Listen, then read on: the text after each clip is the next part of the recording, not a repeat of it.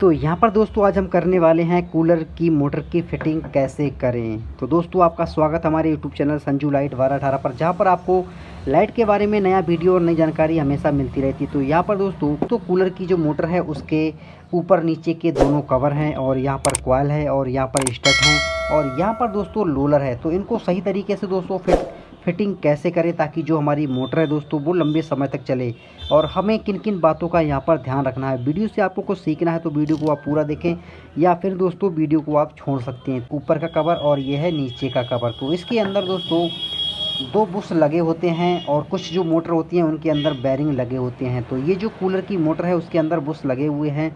तो सबसे पहले दोस्तों हमें इसकी जो बॉडी है उसको अच्छी तरीके से यहाँ पर साफ़ कर लेना है। तो यहाँ पर इसके अंदर बहुत ही ज़्यादा गंदगी है, तो हम इनको बिल्कुल अच्छी तरीके से दोनों बॉडी को यहाँ पर साफ़ कर लेते हैं। तो कूलर की मोटर की जो बॉडी है दोस्तों बिल्कुल अच्छी तरीके से यहाँ पर हमने इसको साफ़ कर दिया है।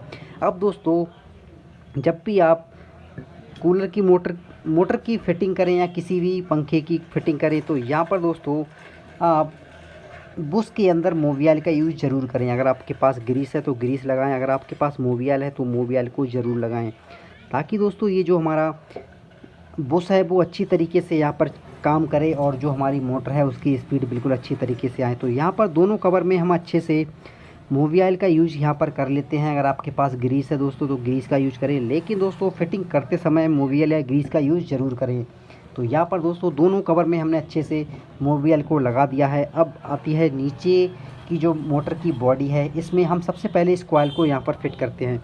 तो दोस्तों इसको फिटिंग करते समय भी हमें कुछ बातों का यहाँ पर ध्यान रखना है। सबसे मेन बात जो है, जब हम नीचे का कवर दोस्तों इसमें फिट करें तो यहाँ पर दोस्तों आपको ध्यान से चारों तरफ देख लेना है कि मोटर की जो कॉइल है उसका कहीं वायर बॉडी पर टच तो नहीं है। कभी कभी दोस्तों क्या होता है कि हम इसकी फिटिंग कर देते हैं और कहीं से वायर इसका लगा होता है बॉडी पर और ऊपर से इसको कवर लगा देते हैं, तो दोस्तों वायर कट जाता है और जो हमारी मोटर है दोस्तों वो ख़राब हो जाती है। तो दोस्तों चारों तरफ आपको देख लेना है कहीं से बॉडी पर कहीं से वायर तो टच नहीं है। तो यहाँ पर दोस्तों बिल्कुल अच्छी तरीके से है। तो यहाँ पर इसकी फिटिंग दोस्तों यहाँ पर जो कॉइल के वायर हैं, कनेक्शन है, मेन कनेक्शन है, तो हमें इस होल से निकालना है।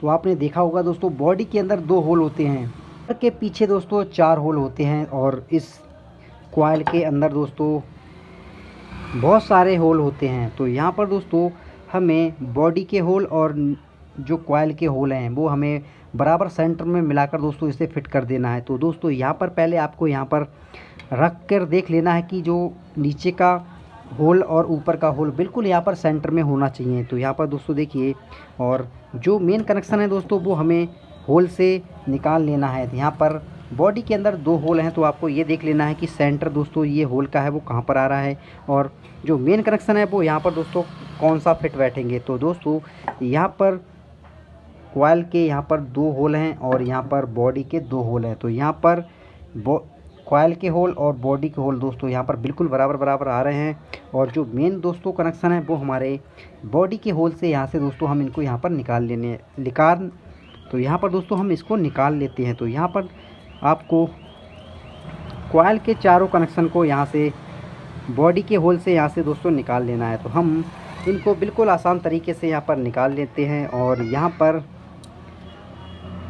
कॉइल का सेंटर और बॉडी का सेंटर हमें बराबर यहाँ पर करना है। तो इसे दोस्तों घुमाकर यहाँ पर सेंटर पर कर लेना। तो यहाँ पर दोस्तों शायद आपको यहाँ पर दिखता हो, बिल्कुल इसका जो सेंटर है बिल्कुल यहाँ पर फिक्स हो चुका है। अब दोस्तों हमें यहाँ पर मोटर को सीधा करना है। अब बारी आती है दोस्तों इस रोलर की। तो यहाँ पर रोलर डालते समय दोस्तों यहाँ पर कुछ बारसल लगे होते हैं, तो हमें बारसल का भी यूज करना बहुत ज़रूरी है। तो हम इसके अंदर जो बारसल हैं फिटिंग के अनुसार आप बारसल इसमें लगा लें। तो यहाँ पर हम बारसल का यहाँ पर यूज कर लेते हैं। और दोस्तों अगर रोलर के ऊपर ज़्यादा जंग है तो यहाँ पर आप रेगमाल को लगा दें। तो यहाँ पर रेगमाल लगाने से दोस्तों क्या है कि जो रोलर है वो कॉइल के अंदर दोस्तों कहीं पर भी टच नहीं होगा, ताकि ये चिकना हो जाएगा। तो हम इस पर रेगमाल का एक टुकड़ा दोस्तों लगा लेते हैं ताकि जो हमारा रोलर है बिल्कुल यहाँ पर क्लीन हो जाए। तो यहाँ पर इसके ऊपर बहुत सारी जंग आ चुकी है और जिस जंग की वजह से दोस्तों ये जो रोलर है वो कॉइल के अंदर बार टच भी हो सकता है। तो यहाँ पर हम इसको बिल्कुल यहाँ पर साफ़ कर लेते हैं। तो यहाँ पर दोस्तों ये जो रोलर है बिल्कुल यहाँ पर साफ़ हो चुका है और इसको हम कपड़े से भी साफ़ कर देते हैं। तो यहाँ पर रोलर भी बिल्कुल अच्छे तरीके से फिक्स हो चुका है। तो यहाँ पर जब भी आप रोलर को कॉइल के अंदर फिक्स करें तो इसकी जो सॉकेट है, इस सॉकेट को भी दोस्तों ज़रूर चेक करें कि सॉकेट ख़राब तो नहीं है। तो यहाँ पर सॉकेट है बिल्कुल यहाँ पर ठीक है। अगर सॉकेट बहुत ज़्यादा कटी हुई है तो सॉकेट और बुश को चेंज कर दें। तो यहाँ पर सॉकेट बिल्कुल दोस्तों ठीक है ऊपर और नीचे की। तो हम इसके अंदर इसको यहाँ पर फिट कर देते हैं।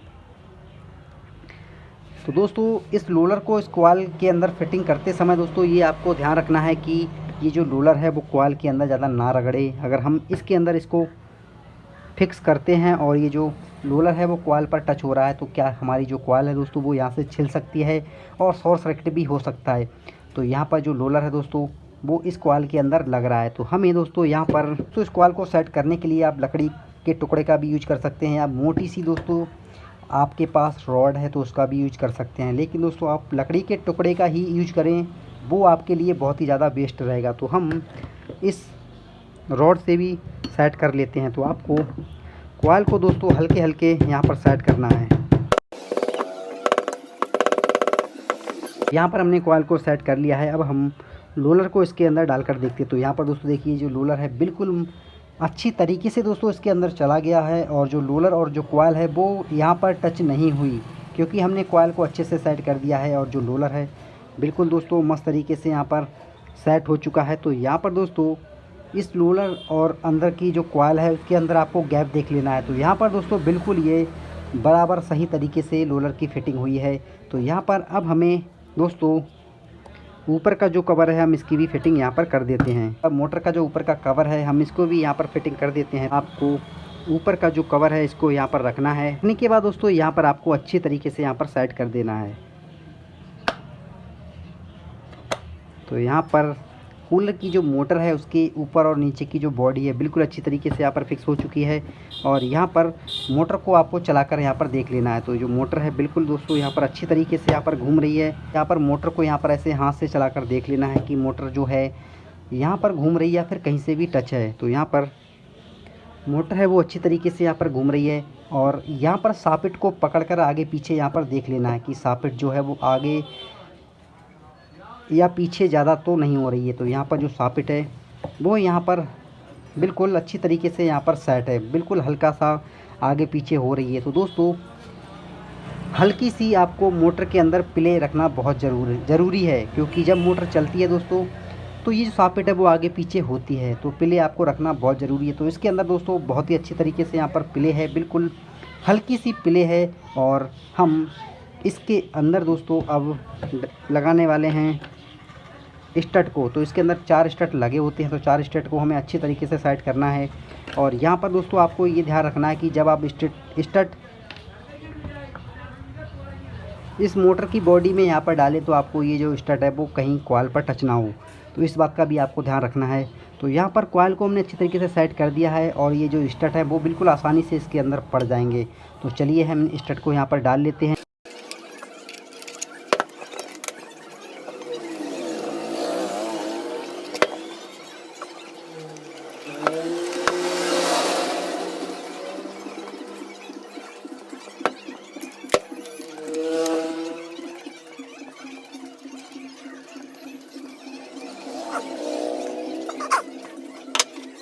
यहाँ पर दोस्तों हमने मोटर के अंदर यहाँ पर चारों स्टड को लगा दिया है। अब दोस्तों बारी आती है इनको टाइट करना और इसकी सेटिंग करना। तो यहाँ पर दोस्तों वीडियो को आपको बिल्कुल यहाँ पर ध्यान से देखना है। तो यहाँ पर दोस्तों हमें जब भी आप मोटर की सेटिंग करें तो आमने सामने के बोल्ट ही टाइट करें। आप ऐसा ना करें कि आपने इस बोल्ट को टाइट किया और उसके बराबर वाला टाइट किया। तो ऐसा नहीं करना है, आपको सामने का बिल्कुल यहाँ पर टाइट करना है। इससे क्या है कि जो हमारी मोटर की सेटिंग है बिल्कुल मस्त तरीके से यहाँ पर बैठेगी। तो यहाँ पर मैं इसकी जो सेटिंग है वो यहाँ पर कर लेता हूँ।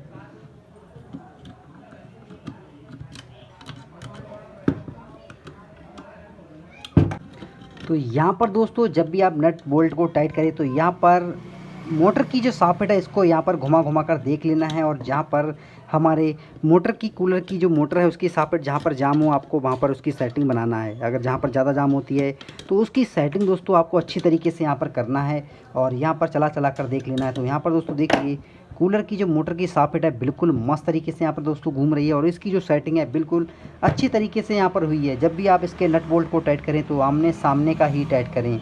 अगर आप आमने सामने का ना कर बराबर का टाइट कर दोगे तो आपकी जो मोटर है वो यहाँ पर जाम होना शुरू हो जाएगी। तो आमने सामने का जब भी आप नट बोल्ट को टाइट करोगे तो उसकी जो सेटिंग है दोस्तों बिल्कुल अच्छी यहाँ पर तरीके से आएगी और इसकी जो सेटिंग है बिल्कुल मस्त तरीके से यहाँ पर चल रही है। अब बारी आती है इसके मेन कनेक्शन की। इसके मेन कनेक्शन कैसे करें, तो यहाँ पर दोस्तों देखिए मोटर के अंदर से 4 तार निकले हुए हैं, 2 काले और 2 लाल। तो इसके कनेक्शन करना बहुत ही आसान है और अभी तक आपने दोस्तों कनेक्शन की वीडियो नहीं देखा है तो हमारे यूट्यूब चैनल पर जाकर आप कूलर के कनेक्शन, पंखे के कनेक्शन की वीडियो आसानी से देखकर कनेक्शन कर सकते हो। तो यहाँ पर दोस्तों इसके जो कनेक्शन है तो यहाँ पर हमें एक लाल तार एक काला तार लेना है और आपस में यहाँ पर दोस्तों मिला देना है। तो यहाँ पर लाल और काले तार को यहाँ पर मिला दिया है। अब यहाँ पर जो बचा है वो है हमारा लाल तार और काला तार। तो यहाँ पर लाल तार और काला तार में दोस्तों हम कंडेंसर को यहाँ पर जोड़ देते हैं। तो यहाँ पर दोस्तों हमारे पास कंडेंसर है और ये 4 यूएफ का है। तो दोस्तों ये कूलर की मोटर में ही यूज होता है 4 यूएफ का। तो यहाँ पर हम लाल तार में कंडेंसर का एक तार और काले तार में कंडेंसर का एक तार यहाँ पर लगा देते हैं। तो यहाँ पर इसके जो कनेक्शन है बिल्कुल दोस्तों यहाँ पर सिंपल हैं। अब इसके कनेक्शन हो चुके हैं। अब हम मोटर को यहाँ पर चलाकर देखते हैं। कूलर की मोटर की सॉकेट में टेप का टुकड़ा यहाँ पर दोस्तों लगा देते हैं। इसको लगा देते हैं 220 वोल्टेज में और यहाँ पर हमारा जो सीरीज बल्ब है वो यहाँ पर जलता है। तो हमें लगाना है लाल तार और काले तार जो आपस में मिलाया है उस पर एक मेन लीड का, और दूसरा जो वायर है वो लगाना है हमें कंडेंसर के लाल तार पर। तो यहाँ पर दोस्तों मोटर देखिए बिल्कुल मस्त तरीके से चल रही है और ये जो मोटर है वो हल्की हल्की यहाँ पर आवाज़ कर रही है।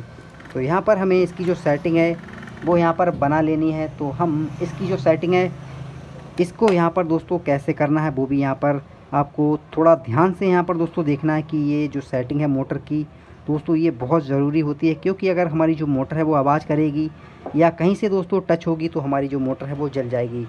तो यहाँ पर हम मोटर को चालू करते हैं। तो यहाँ पर दोस्तों मोटर को हमने चालू कर दिया है और ये जो मोटर है वो हल्के हल्के यहाँ पर आवाज़ कर रही है। तो आपको दोस्तों जिस साइड आपको लगे कि हमारी जो मोटर है वो आवाज़ कर रही है तो आपको उस साइड हथौड़ी से यहाँ पर हल्के हल्के यहाँ पर ठोकना है। तो यहाँ पर एक ही दोस्तों हथौड़ी से या प्लास से दोस्तों एक ही बार में ये जो हमारी मोटर है कूलर की बिल्कुल साइलेंट तरीके से यहाँ पर चल रही है, बिल्कुल आवाज़ नहीं कर रही है और ये कूलर की मोटर है बिल्कुल मस्त तरीके से चल रही है। और इसकी स्पीड है दोस्तों देखिए बहुत ही अच्छी तरीके से यहाँ पर स्पीड इसकी आ रही है। तो आई होप दोस्तों आपने बहुत कुछ सीखा होगा कि कूलर की मोटर की फ़िटिंग सही तरीके से कैसे करें और किन किन बातों का दोस्तों हमें ध्यान रखना है। अगर आपने कूलर की मोटर की फ़िटिंग अच्छी तरीके से कर दी तो आपकी जो कूलर की मोटर की लाइफ है दोस्तों वो काफ़ी बढ़ जाएगी और कूलर की मोटर है बिल्कुल आवाज़ नहीं करेगी और बहुत ही अच्छी तरीके से स्पीड आएगी। तो दोस्तों मिलते हैं नेक्स्ट टॉपिक पर, नेक्स्ट वीडियो पर। तब तक के लिए दोस्तों जय हिंद जय भारत।